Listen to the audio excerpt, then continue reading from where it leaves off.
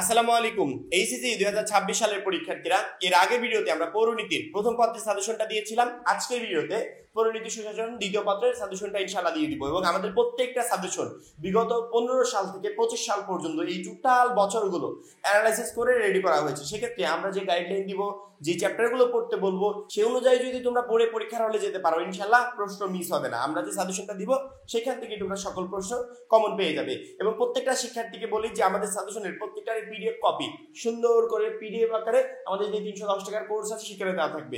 প্রত্যেকটা সাবজেক্টের বিগত 5 বছরের বোর্ডের এমসিকিউ উত্তর সহ দেওয়া থাকবে, লিখিত অংশ shortcut technique, grammar shortcut technique, পড়াশোনার রুটিন, এ প্লাস গাইডলাইন, সেই সাথে শুধুমাত্র এই সাবজেক্ট না, অল সাবজেক্টেরই প্রত্যেকটারই জ্ঞানমূলক অনুধাবনমূলক প্রশ্ন প্রত্যেকটা চ্যাপ্টার অ্যানালাইসিস করে রেডি করে আমরা ওইখানে পিডিএফ আকারে দিয়ে দিব, যেগুলো তোমাকে পরীক্ষা 100% প্রশ্ন কমন পেতে সহযোগিতা করবে। এবং এই কোর্সে একবার যুক্ত হলে ফাইনাল পরীক্ষা পর্যন্ত আর কখনো তোমাকে পেমেন্ট করতে হবে না। একবার পেমেন্টে টোটাল সার্ভিসগুলো তুমি ফাইনাল পরীক্ষা পর্যন্ত গ্রহণ করতে পারবে। যারা এখনো কোর্সে যুক্ত হও নাই, উপরে যে নাম্বারটা দেওয়া আছে এই নাম্বারে 310 টাকা সেন্ড মানি করে এই নাম্বারে হোয়াটসঅ্যাপে আমাকে জানাবে ভাই সেন্ড মানি করেছি, সাথে সাথে তোমাকে গ্রুপে যুক্ত করে দিব।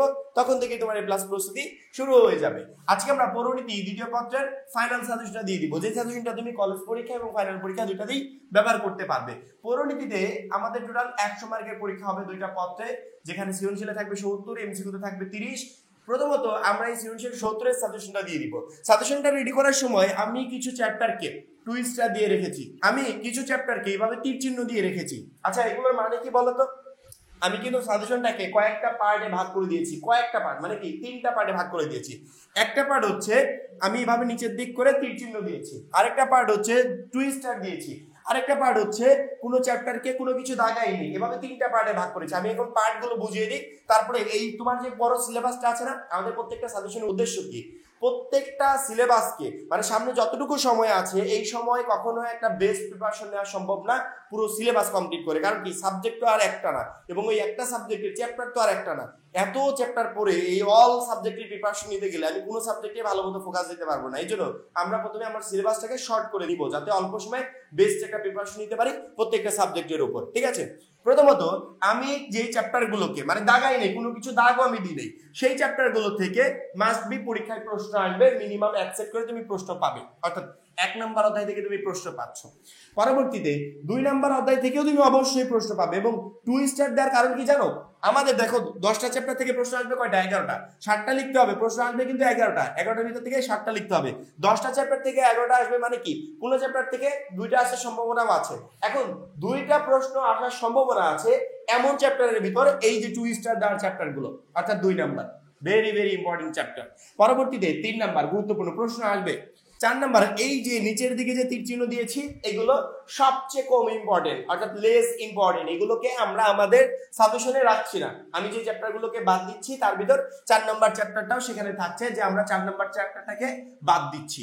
পরবর্তীতে 5 নাম্বার অবশ্যই গুরুত্বপূর্ণ, এই চ্যাপ্টার থেকে প্রশ্ন আসবে। 6 নাম্বারে দেখো আবার সেই টুইস্টার, অর্থাৎ আমাদের 2 সেট প্রশ্ন আসবে এমন চ্যাপ্টারের ভিতর। আমরা 2টা চ্যাপ্টারকে দেখেছি, এক হচ্ছে 2 নাম্বার চ্যাপ্টার, যেগুলো থেকে বিগত কয়েক বছরে 2টা করে প্রশ্ন আসছে। আরেকটা হচ্ছে 6 নাম্বার চ্যাপ্টার, যে চ্যাপ্টার থেকেও বিগত কয়েক বছরে 2টা করে প্রশ্ন আসছে। সেক্ষেত্রে 1 2 3 5, তারপরে আমরা 6টা দিচ্ছি। 6 দেওয়ার পর আমরা এখানে 7 নাম্বার চ্যাপ্টারটা দিচ্ছি, অবশ্যই গুরুত্বপূর্ণ একটা চ্যাপ্টার। 8 নাম্বার চ্যাপ্টারটাকে আমরা তেমন একটা গুরুত্বপূর্ণ মনে করছি না, কারণ কি এই চ্যাপ্টার থেকে অনেকগুলো বছরের প্রশ্ন স্কিপ হয়েছে, আসে নাই। 9 নাম্বার চ্যাপ্টারও সেম, অনেকগুলো বছর প্রশ্ন স্কিপ হয়েছে, আসে নাই। এখানে গুরুত্বপূর্ণ হচ্ছে 10 নাম্বার চ্যাপ্টার। একটু খেয়াল করে দেখো চ্যাপ্টার কয়টা হলো, 1 2 3 4 5 6 7। দেখো আমাদের কিন্তু চ্যাপ্টার টোটাল ছিল 10টা। 10টা থেকে আমরা কয়টা বের করলাম? 7টা। অর্থাৎ 7টা অধ্যায় পড়ে গেলে মানে মিনিমাম তুমি এখান থেকে 10টা প্রশ্ন ইজিলি কমন পেয়ে যাবে।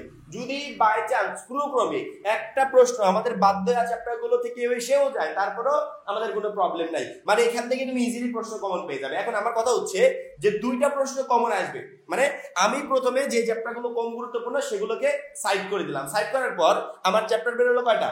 7টা। এখন এই 7টা চ্যাপ্টার থেকে আমি সাজেশন রেডি করবো, অর্থাৎ 7টা চ্যাপ্টারকে আমি আরো শর্ট করে দিব। এই 7টা চ্যাপ্টার থেকে আমি সবচেয়ে যে গুরুত্বপূর্ণ চ্যাপ্টার গুলো আছে সেগুলোকে দিব। কারণ কি, প্রশ্ন পরীক্ষা লিখতে হবে 7টা, আসবে 11টা। সবগুলো চ্যাপ্টার পড়ে সময় নষ্ট করার কোনো প্রয়োজন আছে? কোনো প্রয়োজন নাই। যে চ্যাপ্টার গুলো থেকে প্রশ্ন আসবে না ওই চ্যাপ্টারের উপর ফোকাস দেওয়ার কোনো প্রয়োজন নাই। যেগুলো থেকে আসবে শুধুমাত্র সেগুলোই পড়ে যাব। অবশ্যই আমার 2 নাম্বার চ্যাপ্টারটা এবং 6 নাম্বার চ্যাপ্টারটা সবচেয়ে বেশি গুরুত্বপূর্ণ। এই জন্য 2 এবং 6 নাম্বার চ্যাপ্টারের সাথে নিয়ে আমি যে কোনো 6টা চ্যাপ্টার পড়ে যাব। 2 এবং 6কে সাথে নিয়ে যে কোনো 6টা চ্যাপ্টার। এমন হতে পারে প্যাটার্নটা 1 2 3 5 6 7, 3টা 6টা। এই 6টা চ্যাপ্টার পড়ে গেলে মিনিমাম 7 সেট প্রশ্ন তুমি এখান থেকে ইজিলি কমন পেয়ে যাবে এই 6টা চ্যাপ্টার পড়ে গেলে। অথবা তুমি প্যাটার্নটা রেডি করো এভাবে 1 2 3 5 6 10, এই প্যাটার্নটা রেডি করো। এখান থেকে তুমি 7টা প্রশ্ন ইজিলি কমন পেয়ে যাবে। অর্থাৎ তুমি এই প্যাটার্ন পড়বে নাকি এই প্যাটার্ন পড়বে নাকি এই প্যাটার্ন পড়বে, এখন তোমার বিষয়। যদি এই প্যাটার্নটা পড়ো 7টার অধিক প্রশ্ন তুমি কমন পাবে।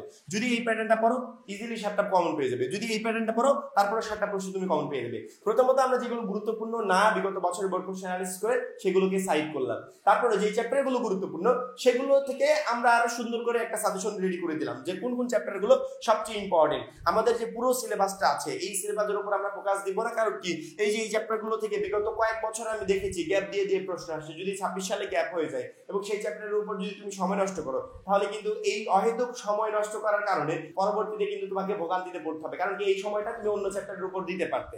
এই জন্য আমরা যে প্যাটার্নটা রেডি করে দিলাম এই প্যাটার্ন অনুযায়ী পড়বে, ইনশাআল্লাহ এই চ্যাপ্টারগুলো থেকেই প্রশ্ন আসবে। এবং প্রত্যেকটা চ্যাপ্টারের জ্ঞানমূলক অনুধাবনমূলক প্রশ্নের যে পিডিএফ গুলো আমরা রেডি করছি সেই পিডিএফ গুলো আমাদের 310 টাকার কোর্সে আমরা অ্যাড করে দিচ্ছি। এবং সেই কোর্সে যুক্ত হওয়ার পর এখান থেকে পিডিএফ গুলো নিয়ে তুমি পরীক্ষার জন্য বেস্ট একটা প্রিপারেশন নিতে পারবে। সেক্ষেত্রে সৃজনশীলের এই 70 মার্ক নিয়ে আমার মনে হয় না যে একটা শিক্ষার্থীরও কোনো টেনশন করতে হবে। ইনশাআল্লাহ প্রত্যেকটা সৃজনশীল প্রশ্ন তোমার কমন থাকবে। এখন আসি বহু নির্বাচনী। প্রত্যেকটা সাবজেক্টে আমি প্রত্যেকটা শিক্ষার্থীকে বলি যে বহু নির্বাচনের জন্য আমি 8 নাম্বার চ্যাপ্টারকে স্কিপ করেছি, কিন্তু বহু নির্বাচনের জন্য তুমি 8 নাম্বারকে স্কিপ করতে পারবে না। কারণ কি, 8 নাম্বার থেকে বহু নির্বাচনী প্রশ্ন আসবে। যদি 8 নাম্বার চ্যাপ্টারকে স্কিপ করো এবং ওইখান থেকে যে বহু নির্বাচনী প্রশ্নগুলো আসবে ওইগুলোর অ্যান্সার তুমি পরীক্ষায় করতে পারবে না। এই জন্য বহু নির্বাচনের জন্য কোনো চ্যাপ্টার স্কিপ করার কোনো সুযোগ নেই। প্রত্যেকটা চ্যাপ্টার সমান গুরুত্ব দিয়ে তোমাকে কমপ্লিট করতে হবে। তোমার প্রথম কাজ হবে তোমার যে টেক্সট বুকটা আছে এই টেক্সট বুক থেকে প্রত্যেকটা চ্যাপ্টারের উপর বেস্ট একটা প্রিপারেশন নিবে। তার পরবর্তীতে বিগত 5 বছরের বোর্ড এমসিকিউ পড়বে। বিগত 5 বছরের বোর্ড এমসিকিউ আমরা যে 310 টাকার কোর্সে তোমাকে যুক্ত হতে বলছি সেখানে দেওয়া থাকবে। অথবা তুমি যদি মনে করো যে আমি প্রত্যেকটা সাবজেক্টের জন্য আমি টেস্ট পেপার কিনবো, সাপ্লিমেন্ট কিনবো, এখানে কিন্তু তোমার কয়েক হাজার টাকা পর্যন্ত খরচ হয়ে যাবে। এর বিপরীতে তুমি মাত্র 310 টাকায় অল চ্যাপ্টারের পিডিএফ পাবে, সেই সাথে অল চ্যাপ্টারের অল সাবজেক্টের বিগত 5 বছরের বোর্ডের এমসিকিউ আমরা যে পিডিএফ গুলো রেডি করছি সেগুলো পাবে। অর্থাৎ কয়েক হাজার টাকা খরচ করে তোমার টেস্ট পেপার কেনার থেকে 310 টাকা খরচ করে এই কোর্সে যুক্ত হওয়া আমি উত্তম বলে মনে করছি। এখন তোমাদের কাছে যেটা ভালো মনে হয় তোমরা সেটাই করবে। আমাদের বিগত 5 বছরের বোর্ডের এমসিকিউ পিডিএফ প্লাস আমার যে টেক্সট বুকটা আছে এখান থেকে আমরা যে প্রিপারেশনটা নিব এই দুইটার মাধ্যমে যদি আমি প্রিপারেশন নিতে পারি সেক্ষেত্রে এমসিকিউ 30টার ভিতর 30টাই কমন থাকবে। এখন আমি জানি না যে কে কোন রাইটারের বইটা পড়ছো, তোমার কাছে যেই বইটাই আছে পৌরনীতি দ্বিতীয় পত্রের সেই বইটা প্রথমে প্রত্যেকটা চ্যাপ্টার সুন্দর মতো কমপ্লিট করবে, প্লাস বিগত 5 বছরের বোর্ড এমসিকিউ পড়বে। 30টাই তোমার কমন থাকবে। এবং সৃজনশীলের জন্য প্রথমে চ্যাপ্টারগুলোকে শর্ট করে দিলাম, সেই সাথে এই শর্ট চ্যাপ্টার থেকে তুমি জ্ঞানমূলক অনুধাবনমূলক প্রশ্ন কি কি পড়বে সেগুলোর পিডিএফও আমরা দিয়ে দিব। এবং আমরা তো আছি পরীক্ষার আগ পর্যন্ত, যারা আমাদের গ্রুপে যুক্ত হচ্ছে, কোর্সে যুক্ত হচ্ছে, আমরা তো আছি কিভাবে এই প্রত্যেকটা চ্যাপ্টার এইচএসসি 26 তোমাদের কাছে আরো সহজ করে তুলে ধরা যায় তার জন্য সর্বাত্মক চেষ্টা ইনশাআল্লাহ আমাদের পক্ষ থেকে করা হবে। এই বিষয়গুলো নিয়ে একদমই টেনশন করবে না, আমরা আছি ইনশাআল্লাহ তোমাদের প্রত্যেকটা বিষয় তোমাদের কাছে সহজ করে তুলে ধরার চেষ্টা করবো। এবং যারা এখনো আমাদের কোর্সে যুক্ত হবে খুবই দ্রুত যুক্ত হয়ে যাবে, কারণ কি ওই একটা মাত্র কোর্সে তোমাকে প্রত্যেকটা সাবজেক্টে বেস্ট একটা রেজাল্ট করতে সহযোগিতা করবে। সবাই ভালো থাকবে, সুস্থ থাকবে, আল্লাহ হাফেজ।